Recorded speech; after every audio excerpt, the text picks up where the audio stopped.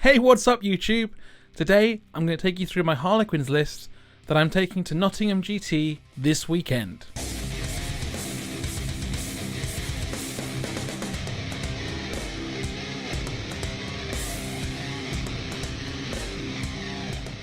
So my Harlequins list is a pure Harlequins list. I have a battalion with a patrol detachment. So this takes me to a complete total of 2,000 points, and I'll have 10 CP to use. Going through the list, I thought it would be easier to show you my list using Battlescribe. If you haven't used Battlescribe before, it's a really useful tool to build your armies. There's an option to use Games Workshop's official one, but I find this one works really well for me.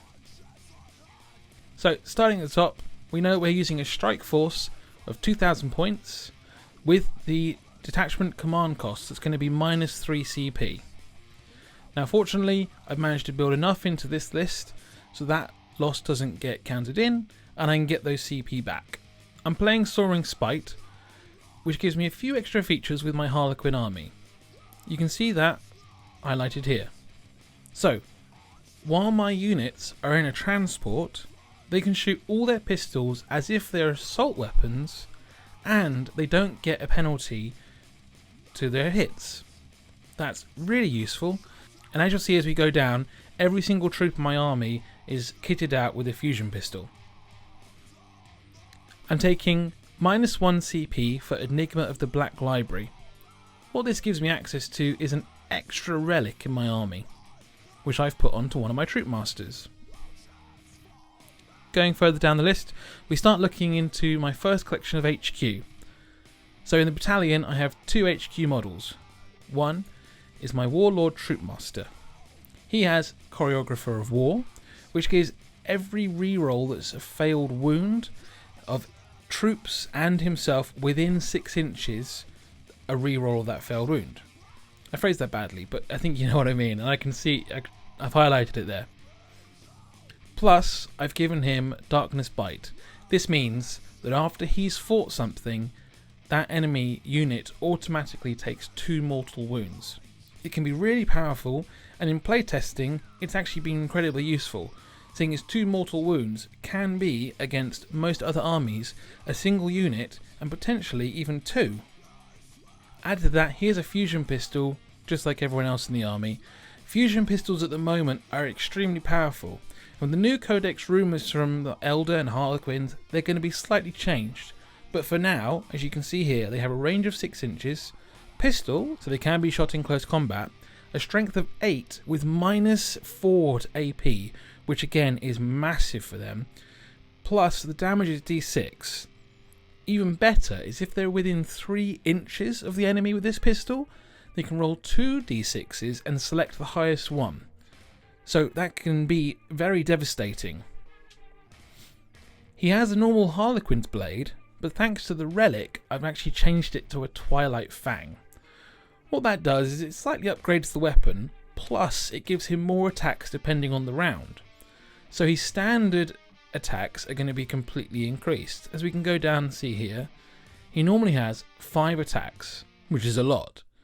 But with the Twilight Fang, if he's hitting on the 5th round, you add an extra 5 attacks. So this one model can have 10 attacks going through with a 2+ to his strength, which isn't huge, but with a minus 3 to AP and 2 per damage. That's potentially 20 damage going through from one guy who currently is only costing me 70 points. That's massive. Most HQ models you'll find in a Space Marine army are minimal going to set you back 140. So he's half, and he's giving you a lot of hits. The second Troop Master I have in my squad here has a few less features, but one extra relic which I got from the Enigmas of the Black Library. So he has the Choreographer of War, as mentioned before, fusion pistols, plasma grenades, as all of the models do. But then I upgraded it to a power sword with 5 points, and that allows me to take the relic of Story Sword. Now the Storied Sword is really nice. Firstly, you get a few extra damage of a D3, plus you can re-roll any failed hit rolls for this weapon. So thanks to his story sword and the choreographer of war, he can not only reroll failed hit rolls, but also failed wound rolls. Heading down to my troops, you can see I have quite a lot. Now in the battalion, I have 1, 2, 3, 4, 5, 6 squads, and they're all set up exactly the same. There are 5 in each unit, all set out with fusion pistols, and 4 of them have caress weapons and 1 has a Harlequin blade. Now the caress weapon is 6 points, so it's very expensive for such a small and cheap model, but you get 2 plus to your strength, so taking your strength to 5. You get minus 2 AP and 1 damage. If I was going for the blade, which is what they're normally set to, and it's free, their strength is only going to be at user, which is 3. There's no AP, and they only get 1 damage still. So the crest just ups that a little bit for their strength and gives them a minus 2 AP, which is brilliant for saving. So it makes it a lot harder for enemies to deal with. Plus, each of my troop get 4 attacks. So if all these guys in one troop manage to go through, that's 20 attacks with their caresses. Plus the blade, but be honest with you, in testing, I've lost at least 1 model from each of these units before I've had a chance to get into combat. So the blade is there to be a nice pistol in its transport, but actually when it's on the ground and fighting, they're the first one that gets taken away. So I said, with 6 units of troops, they need a way to get around the board. So for them, I have 6 Star Weavers. These are great models, very cheap, and they just allow the units to get around. Plus, being open top, the troops can shoot their fusion pistols from that transport and have the benefit of 6 wound protection. So these Star Weavers have 6 wounds, which is huge protection for the troops. What these are meant for in this army, and as I've been playing and testing, is basically to soak up bullets. But not only that, while in shooting phase, they have a -1 to hit rolls.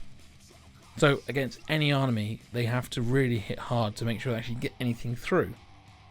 Finally, they have a shuriken cannon. Actually, 2 of these. So with assault, they can actually get 6 shots off. Plus, if I roll a 6, it's a minus AP of 3. Brilliant bonus, really useful. Only 1 damage, but with a strength of 6, it's not anything to sniff at. Again, in testing, this has been incredibly useful. And with rumours coming out that these shuriken cannons are actually going to go up to 2 damage, that's huge and going to be really useful for these guys. So essentially I'm using these Star Weavers, or boats as they're known often, to swarm the board and ensure that I can get a lot of my secondaries. Moving down, I have my patrol detachment. The reason for the patrol detachment is essentially a battalion could only have up to 6 troops, and I've hit that limit. So this allows me to have even more troops. So in this one, we have another troop master leading, as with a patrol you only need 1 HQ. As before, he has choreographer of war to give his supporting troops a reroll wound, plus the fusion pistol to match everyone else, but this time I've taken the Harlequin's kiss instead of the caress.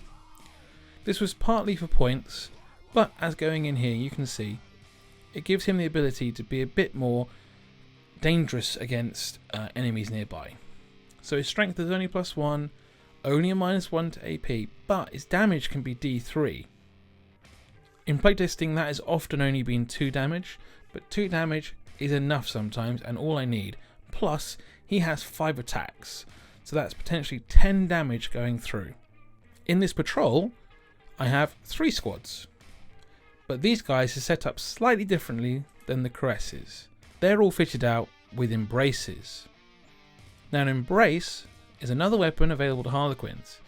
Still 1 damage, only a +1 to strength, but now -3 AP rather than -2. Incredibly useful, and will instantly take out a lot of units. Unless of course they're invulnerable saves, but I have an invulnerable save as well, so I can't really be angry about that. In the same setup as previously, 4 embraces and a blade for each of these guys, And to round everything up, 3 transport units. So in total, I have 9 boats, 9 troops, and 3 HQ, which are all troop masters. So there's no psychic in this army, but actually that's been incredibly useful. But actually that's been really useful as well, as it allows me to take secondaries like Abhor the Witch. Plus, there's no spells for people to deny. I have been playing with other lists that involve Shadow Seers, and they have been doing really well. But a Shadow Seer on his own is 115 points. I can get a whole troop in for that. So it's a real toss-up of how you want to play the game. And at the moment, this one's been doing well for me. Now, I don't expect to come back from Nottingham winning anything, really. I'm going in expecting 0-5 and bringing home a wooden spoon. But I'm going to have fun, and that's what's important. Unless you're playing really competitively, many times a week, then a tournament is really an opportunity to get 5 games in 2 days. And that's hard to do. Most times I'll be able to get 1 game a week, realistically. And I've been fortunate enough to try this list out a fair few times already. But once this tournament is over, we'll be waiting for the new codex for Eldar. So I'm going to put these guys away for a bit and focus on another army. I'm going to be bringing out my Blood Angels and seeing what I can do with those guys and getting them painted up on the channel so you can see how that goes. As a part of the tournament, you're allowed to access and see the first game you're going to be coming up against. And the first game I'm going to be playing at Nottingham GT is against this incredibly cool Tau list.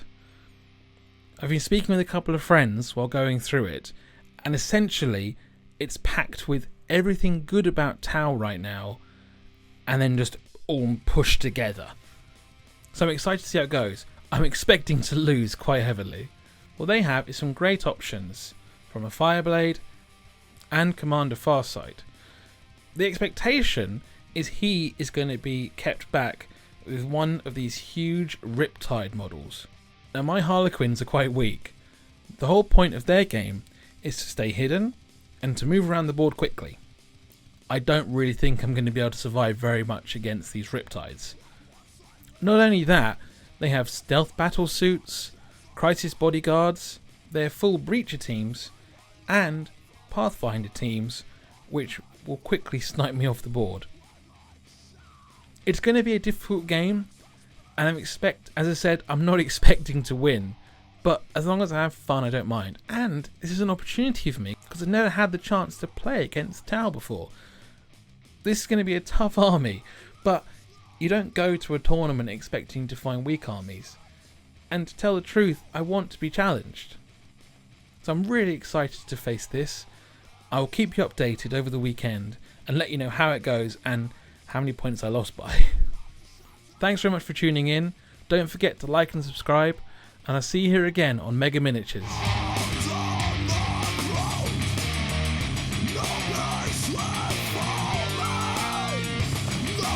Slap